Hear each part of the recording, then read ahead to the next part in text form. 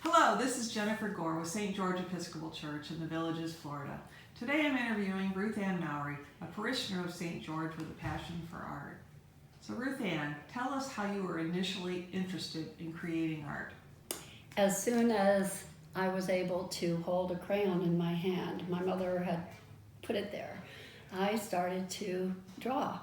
And she had me continually working on drawing with pencils and so forth. And it became part of my life, and I thought everybody did it. So your mother was an artist too? Yes, she was, and she was an actress and designer and all kinds of amazing things. Wow. So then art became part of your career, or the arts anyway. Yeah. Yes.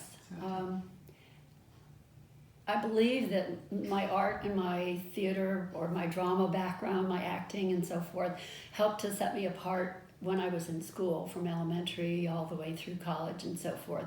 And my goal was to become an actress. That was where I was headed. I had done professional theater. But I went home to build up my bank account, and while I was with my mother in Miami, I fell into a job teaching drama and English, and I fell in love with it, and I felt that that was where God was intending me to be. So you still shared your art, but in a different way. Yes, and I taught them, in my drama classes, I taught them how to do set designs. They wrote their own plays, they did costume design, makeup plates, and so forth. And in all my English classes, no matter what I taught, I always incorporated art so that my students would have both, the scientific and the language as well as the visual arts. So since you moved to the Villages, you've been involved in lots of different organizations and done some art competition. Tell us a little bit about that. I've been very, very blessed, and I must give credit to some of our parishioners. Many of the parishioners here at St. George and clergy own my artwork, but I have to say that Jeannie Willette and Mary Ann DeSantis were instrumental in my beginning my art up here and becoming involved and really becoming serious with my work.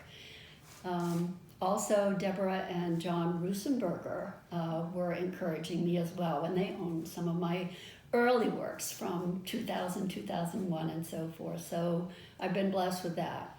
My experience has been in Leesburg. I was show chair for maybe 7 to 10 years there, and I was involved in doing presentations in Ocala and the Villages and demonstrations.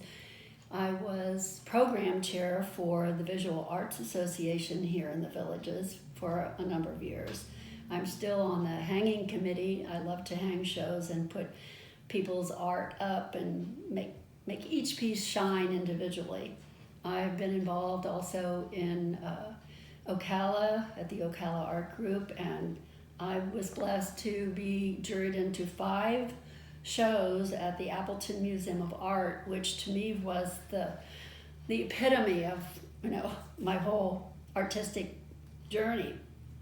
I also was involved at College of Central Florida, I think that's what it is, I think that's the name of it, up in Ocala, the Ocala campus, and I authored a column on art, various items for the newsletter that they had for a while. I did that for a few years. And trying to think, Mount Dora, I've been involved there, but I've been, and Daytona Beach, I've won awards in all of those places. I find it incredible that I was so blessed with all that. It is incredible that you've done so much and been so successful since you've lived here.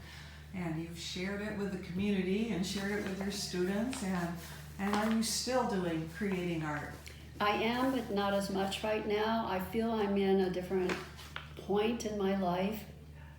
There's a time and a season for everything, and right now I feel it's a quiet time, although I recently won an award at the college in Ocala, And I have a painting hanging with a 3rd place award at La Galleria here in the Villages. Really? But Laverne Collins and Lelia Mullis here in St. George have kind of helped me to, I guess, follow through on what I feel is a place that I'm to be, and that is to learn contemplative prayer, which begins with centering prayer. And so I've been just starting with them to learn how it is to become quiet and allow God to enter your life and become more personal. Wow. Yeah, that one. Contemplative prayer is a good way to center yourself. Yes. And Yes. But there's a maybe process. The creativity will bloom out of that as well. Well, you know what's really weird is that the way that we're taught how to do the prayer is the way that I actually create my artwork. Many times when I finish my art, how did I get here? How did I do that? Because I get into the spirit. Most of my art is that way, where it just comes from my spirit and my soul and my heart. Anytime that I begin thinking about what I'm doing, that's when I mess up. So it's better for me to just allow things to flow through me and onto the paper or the canvas, and then step back later. But often I'm too judgmental and critical of my work, and I have to be careful that I need to stop when it's time to stop. Wow. Well, Ruth Ann, I can tell you personally that St. George is thankful for the art that you've contributed that make our church beautiful, but also the creativity that you share with everyone that you meet, because I knew you were an artist the minute I met you and heard so much about you.